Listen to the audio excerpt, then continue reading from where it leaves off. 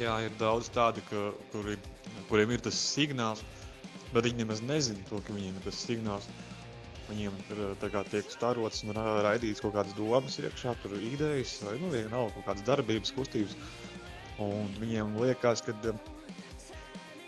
tās ir viņa domas. Un tā, ka tas parazīts ir ielīdz jau iekšā, un viņš tā kā klusītēm tā kā manipulē ar to cilvēku. Un viņš domā, ka viņš pats domā, bet tas parazīts.